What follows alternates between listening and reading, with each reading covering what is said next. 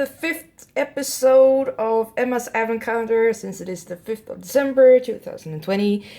This is my kind of Advent Calendar. It's kind of like a audio radio show, like in the old times, but with some more maybe modern notions. So there's nothing wrong with your screen or my screen or settings or anything.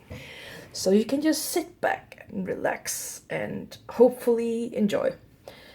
And the first point on the program is to read the jokes in my own created Holly Jolly Advent Calendar that I made for myself. And what I did was to print out some Christmas jokes and cut them out and do some tiny joke scrolls. So I'm gonna read them for you now. We start with number 1.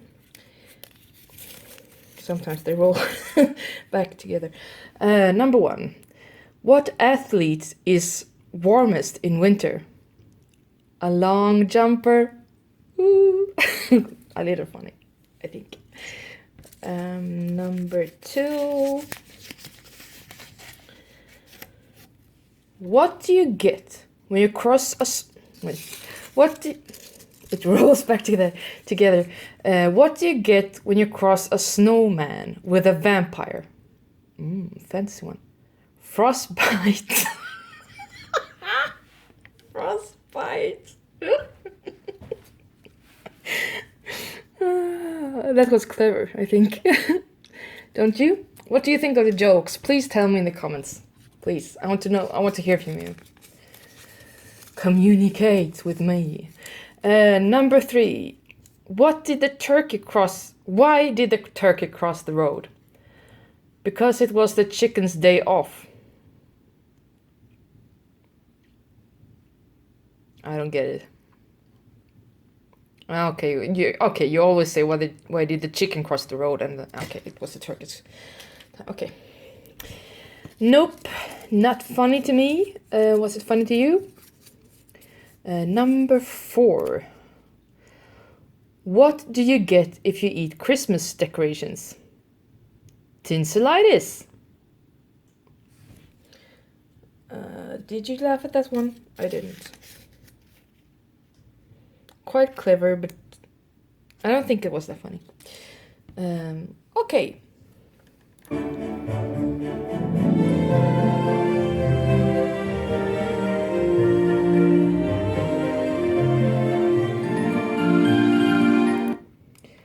On to the next part of the program, and it is, you know by now, I hope, if you have listened through the previous episodes, that it's poem time, Christmas poem time.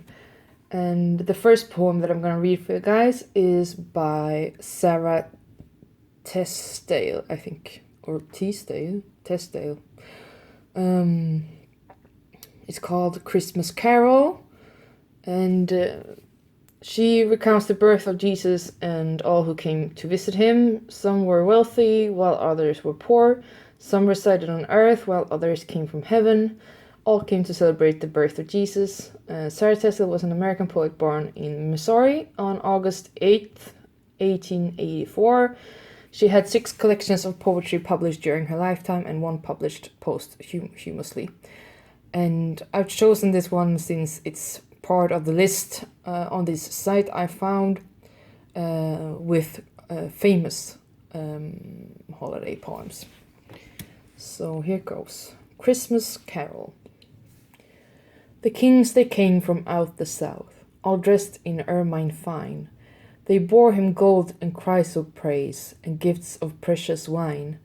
The shepherds came from out the north, their coats were brown and old. They brought him little newborn lambs, they had not any gold.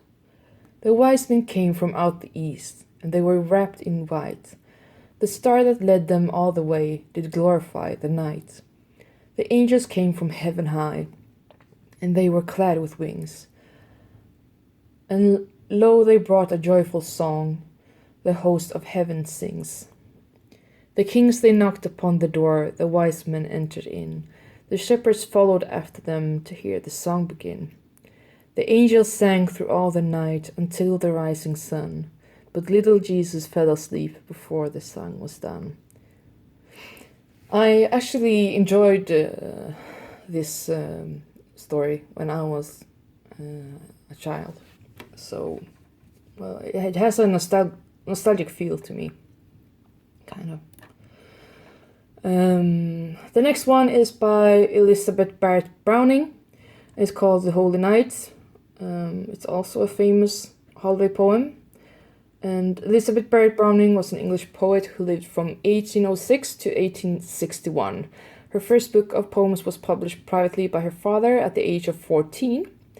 She was a Christian who taught herself Greek and Hebrew so she could better study the Bible, and this poem has religious roots in the retelling of Christ's birth. And I do apologize for all you guys that don't celebrate Christmas in a religious way, but I think this is also part of the history that has made the Christmas we have today. So I think in a at least historical perspective, it's also interesting to read poems from times where almost everybody in some areas believed in Christianity.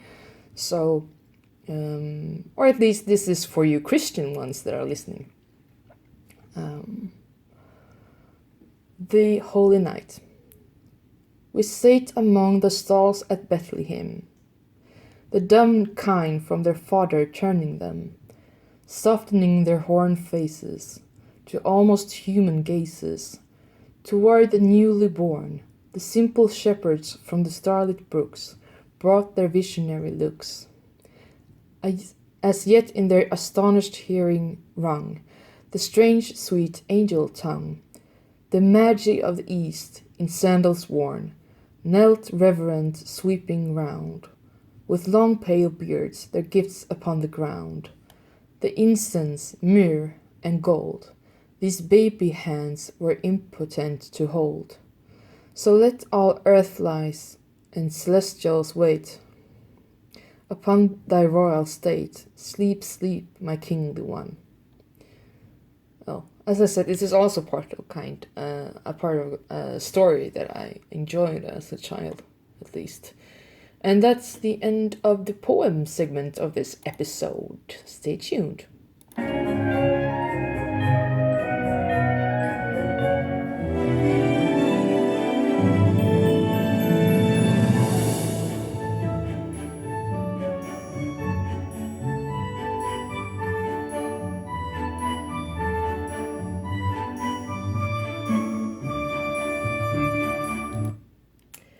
And now we're off to fact number 41. If you have been listening for at least the two last episodes, we are reading on a fact site some facts about Christmas and discussing them. And we're up to fact number 41 now, so I'll start there. Are you ready? Yeah. Well, I'm gonna do it whether you're ready or not. Ready or not, here I come. Yeah, you know. Number 41. Spiders' webs are traditional Polish Christmas decoration, as the spiders wove a blanket for Jesus. Okay, so leave the spider's web up when you're cleaning Christmas in Poland. Okay. Fact number 42. Franklin Pierce, the 14th president of the US, was the first to place a Christmas tree in the White House in 1856. Well done, sir. Fact number 43. In 2013, the record was set for the fastest time to decorate a Christmas tree. It took Sharon Joantua 36.89 seconds and was set in Essex, UK. Wow. Well, I guess if you hang around a net of lights and just like throw Christmas decoration at the tree, some of it will stick. So I don't think it was a pretty tree, pretty decorated tree, if I'm honest. Has anyone seen that one? Please tell me and link something to that so I can find a picture of that if you want. Number 44. Christmas hats or paper crowns are only worn in Britain during Christmas. Well, maybe not. I think it depends more on the family. If you're from Britain but you are in Sweden and you celebrate Christmas, maybe you're doing it the British way, and therefore you have Christmas hats even in Sweden. I don't know. Number 45. In Mariah Carey's "All I Want for Christmas Is You," the one, "All I want for Christmas is you, baby." Santa Claus is played by Mariah's then husband, Tommy Mottola. Yes, we knew that.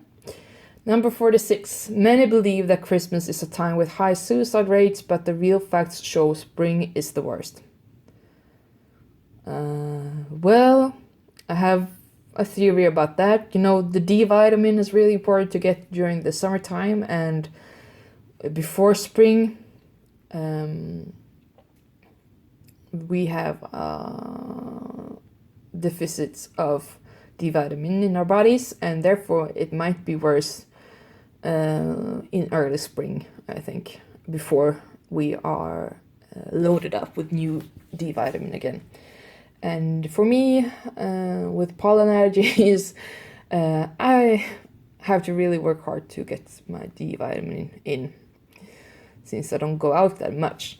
Okay, number 47. Christmas trees are grown across all 50 states of the US. Yeah, well, I think that's pretty logical that they are grown kind of all over there. Because they are really sturdy kind of trees, and they can, although they enjoy the cold more, but they can sustain quite a bit of heat, I think. Number 48. During the Nazi era, Hitler tried to turn Christmas into a non-religious holiday celebrating Hitler. Oh my gosh. And Christmas trees were donned with swastikas. Okay, I think Hitler may have confused Hanukkah with Christmas. And what a horrible, horrible thought that instead of Christmas we would have Hitler holiday.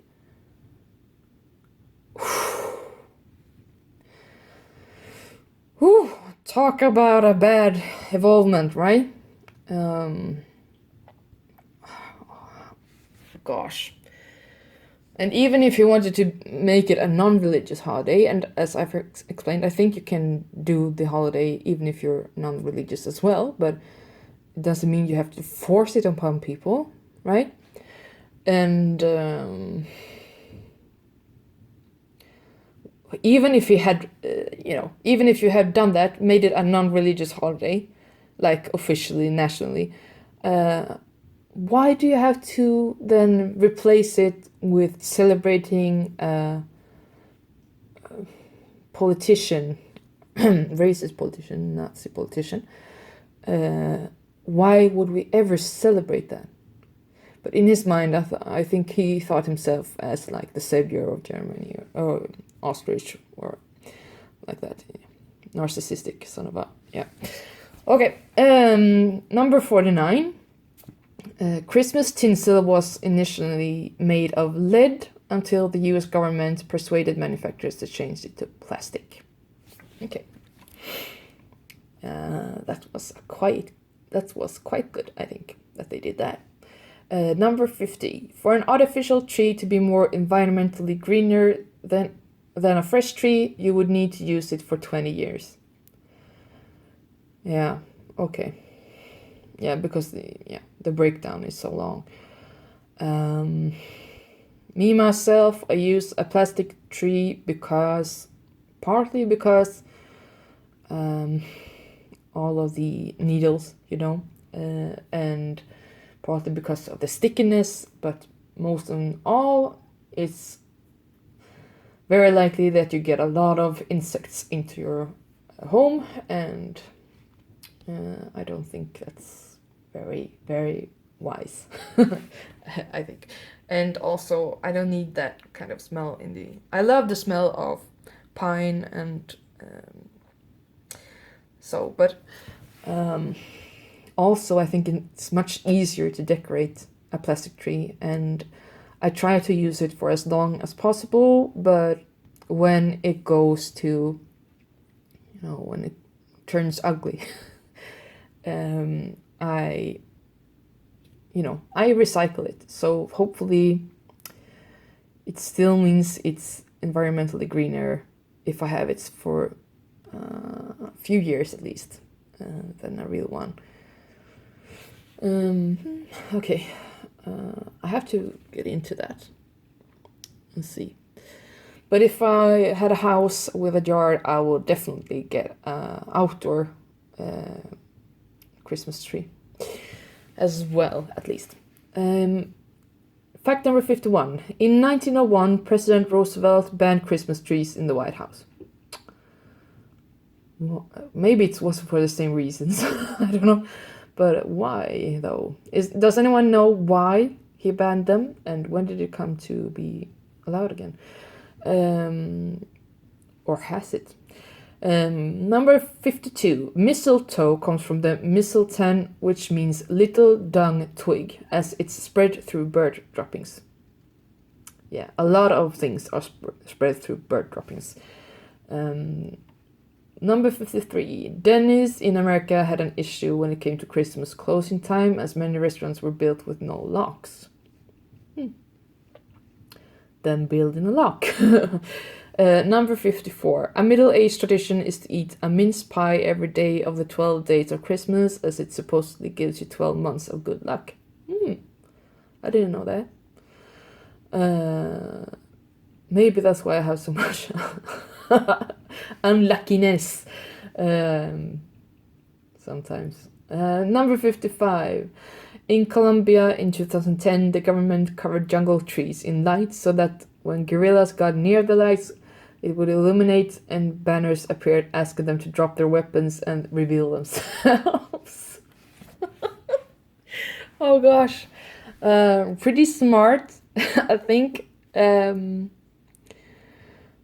of. And, well, I'm not gonna get into the politics and the history and the war and everything.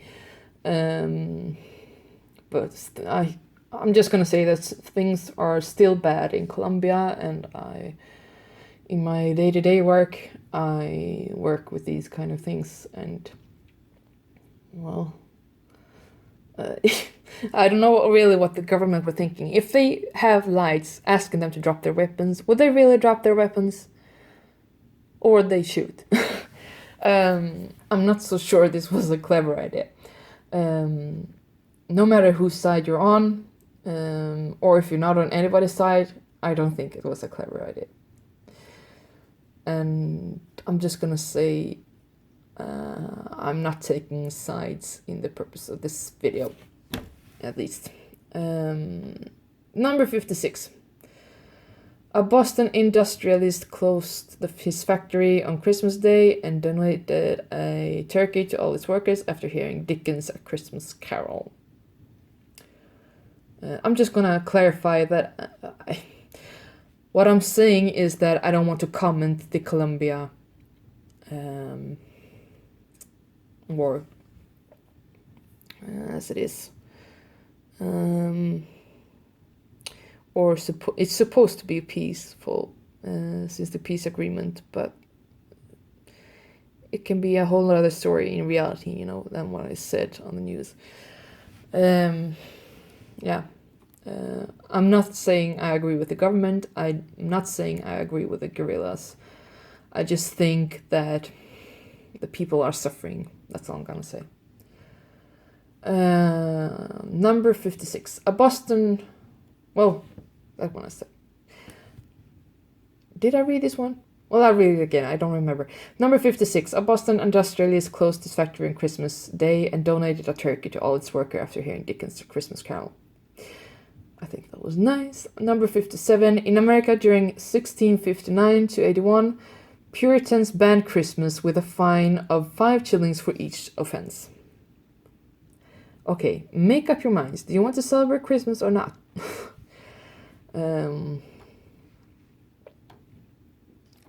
Number 58. The most expensive Christmas tree was constructed in 2010.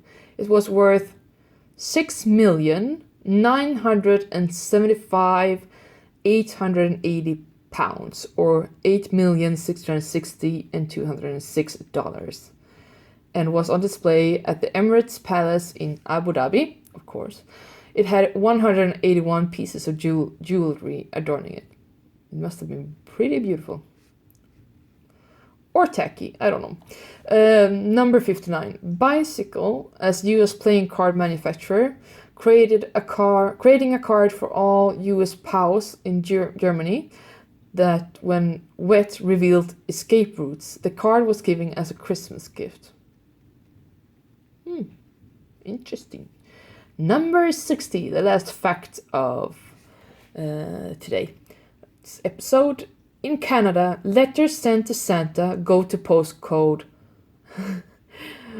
ho ho ho ho ho ho, like H0HOH0 or HOHOHO. Like there's 3-letter dividends between, like 1 letter dividends between the 3 letters on each side. So it reaches ho or ho, but it's like ho ho ho. Funny, I think. Okay, that was that part of this episode. Stay tuned.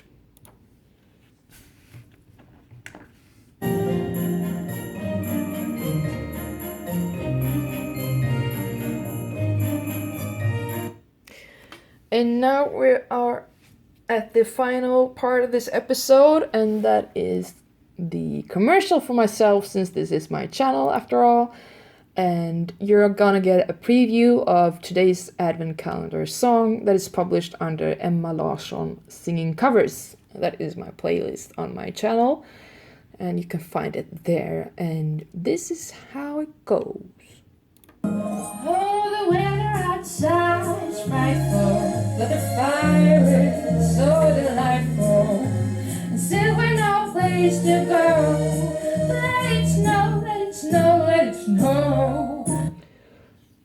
Yeah, that was that. If you like this video, or you like another video of mine, or you just want to support me, or you just want to hate me on me, go on ahead. As long as you write some comments, so the YouTube algorithm picks up on my channel and recommends some video for other people that might be in need, or just want to have some fun, or just want to listen to something different nowadays. Please like, share, comment, subscribe to my channel, do whatever you like, okay? Just sit back and relax and do nothing.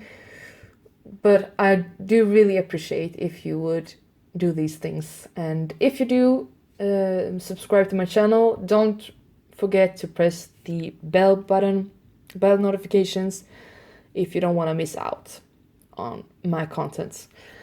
So I really hope you are enjoying this fine Saturday, and I'm looking forward for the 2nd of Advent that we celebrate here in Sweden. You know, we have Advent number 1, Advent number 2, Advent number 3, and Advent number 4, and then Christmas. And sometimes Christmas and Advent number 4 is on the same day.